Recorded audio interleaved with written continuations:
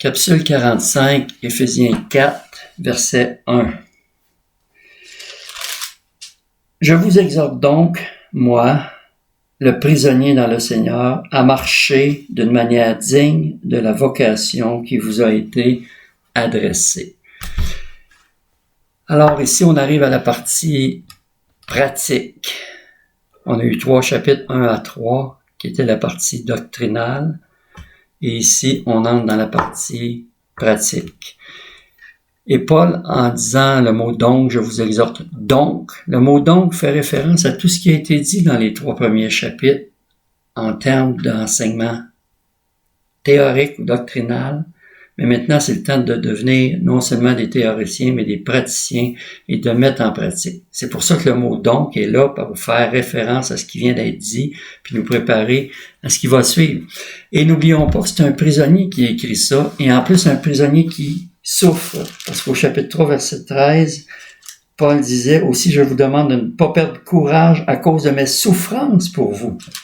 Elles sont votre gloire. » C'est un prisonnier, et donc, il est prisonnier non seulement à cause du message qu'il prêche, mais parce qu'il encourage la mise en pratique aussi. Puis on veut l'arrêter, on veut arrêter le christianisme.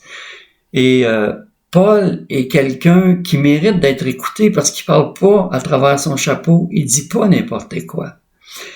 Paul, donc, il vous exhorte donc, Paul, donc, sait ce qu'il en coûte de prêcher et de mettre en pratique ce message-là. C'est pourquoi il a fini le chapitre 3 avec cette longue prière, les versets 14-21, parce qu'il suffit pas de savoir, il faut faire, et pour faire, il faut la puissance. Et c'est ce qui était demandé dans cette prière, comme aussi dans la première prière qu'il avait fait au chapitre 1, versets 15 à 23. Et ici, j'aimerais juste vous soulignez ça en passant. J'ai ici un livre qui s'appelle Découvrir la puissance dans les prières de Paul, écrit par David Bordon aux éditions Vida. Et dans ce livre-là, David Bordon enseigne sur les 14 prières de l'apôtre Paul pour nous inspirer à prier de la même manière que l'apôtre Paul. J'imagine que si on fait les prières de l'apôtre Paul, qu'on fait des prières qui sont efficaces. Alors ici, c'est un appel à marcher d'une manière digne de la vocation qui nous a été adressée, c'est-à-dire d'adopter dans notre condition terrestre un comportement qui correspond à notre identité céleste qui nous a été enseignée dans les chapitres 1 à 3.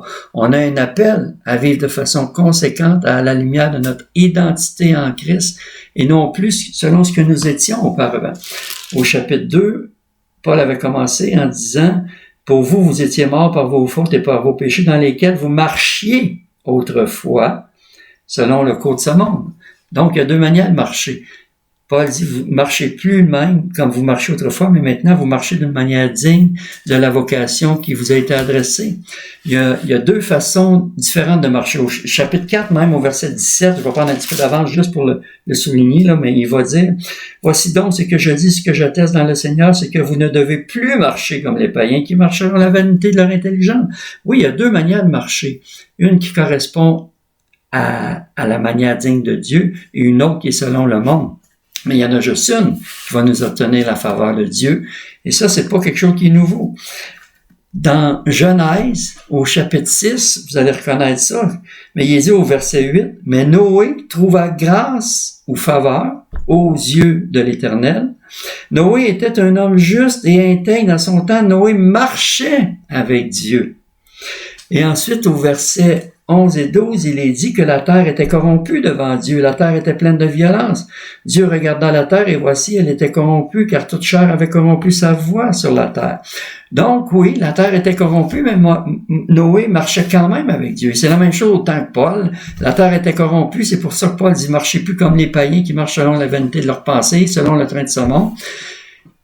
Parce qu'on est appelé à marcher d'une manière digne de la vocation. C'est la même chose aujourd'hui. La terre peut être encore corrompue, mais c'est pas une raison pour pas marcher selon une manière digne de notre vocation. Donc, je vous ai dit donc, parce que donc, c'est pas une raison de pas marcher d'une manière digne de notre vocation, mais on a besoin de prière, parce que l'enseignement des chapitres 1 à 3 nous donne la direction, et les chapitres 4 à 6 nous montrent comment marcher dans cette direction-là, mais on a besoin de puissance pour le marcher. Donc, puisque Paul dit « Je vous exhorte donc », Je vous exhorte donc, on va s'attendre tout au long de ces chapitres 4 à 6, où il y a plusieurs exhortations, on va s'attendre qu'il y ait un lien qui soit fait avec les chapitres 1 à 3, parce que le comportement du chrétien, c'est une réponse de la foi à la grâce. Les chapitres 1 à 3 nous montrent la grâce que Dieu nous a faite. Les chapitres 4 à 6 nous montrent comment y répondre. C'est la foi qui répond. La grâce vient de Dieu, c'est par la grâce que vous êtes sauvés. Cela ne vient pas de vous, c'est le don de Dieu. C'est par la grâce que vous êtes sauvés, par le moyen de la foi, mais c'est la grâce qui vient de Dieu. Ça vient pas de nous, mais la réponse de la foi vient de nous. C'est nous qui avons à répondre notre oui à Dieu par notre obéissance aux exhortations pratiques des chapitres 4 à 6. Alors oui, donc, verset 1 donne le ton au reste de la lettre de ce que ça implique de marcher de manière digne de l'appel qui nous a été adressé. Et ne pas le faire, c'est de ne pas accomplir notre destinée céleste, qui est la 5e valeur dont j'ai parlé au tout début. Les chapitres 4 à 6 nous montrent c'est quoi le comportement approprié, comment on peut reconnaître ce qui est en accord avec la grâce qui nous a été accordée. Et si on s'en préoccupe pas, ça veut dire que on se préoccupe pas des souffrances de Paul, qui a souffert pour ce message-là, puis de tous ceux aussi à travers les siècles, jusqu'à aujourd'hui, depuis 2000 ans, puis encore aujourd'hui, qui souffrent.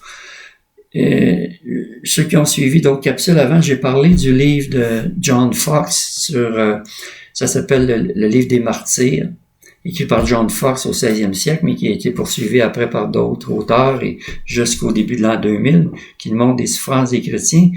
Et la Bible nous dit de se souvenir de ceux qui sont prisonniers, qui souffrent dans leur corps. Dans Hébreux 13, verset 3, il dit « Souvenez-vous des prisonniers comme si vous étiez vous aussi prisonniers. Souvenez-vous de ceux qui sont maltraités comme étant aussi vous-même dans un corps. » Alors oui, on est dans un corps. Et c'est traumatisant de lire ces histoires-là dans le livre de John Fox sur les souffrances, les tortures que les chrétiens ont subies. C'est traumatisant. Et pas se préoccuper de marcher d'une manière digne, c'est de pas honorer la mémoire de tous ces chrétiens-là qui ont percé au travers des souffrances. Il y a plusieurs qui en sont morts, mais ça nous a amené là où on est aujourd'hui, que l'Évangile gagne de plus en plus de terrain sur la planète. Mais pire encore, c'est de pas honorer les souffrances de Christ si on n'honore pas notre vocation céleste. Et en plus, si on se préoccupe pas de marcher dans notre destinée, les chapitres 4 à 6, c'est de ne pas se préoccuper non plus des bonnes œuvres que Dieu a préparées d'avance, parce que les chapitres 4 à 6 nous montrent les bonnes œuvres que Dieu a préparées d'avance afin que nous les pratiquions, mais la vraie traduction en grec, comme j'ai déjà souligné, c'est « car nous sommes son ouvrage, nous avons été créés en Jésus-Christ pour des œuvres bonnes que Dieu a préparées d'avance, afin que nous y marchions. » Non seulement que nous y pratiquions, c'est une bonne traduction, parce que justement les chapitres 4 à 6 nous parlent de la partie pratique, mais étant donné que l'épître aux Éphésiens, c'est un épître dans lequel le thème marcher revient souvent dans le grec, c'est bon de garder la bonne traduction. Et Dieu a préparé des bonnes œuvres d'avance afin que nous y marchions.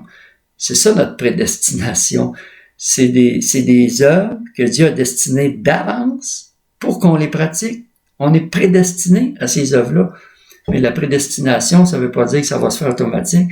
On a à obéir, on a à répondre par la foi. Alors, on poursuit à la prochaine capsule.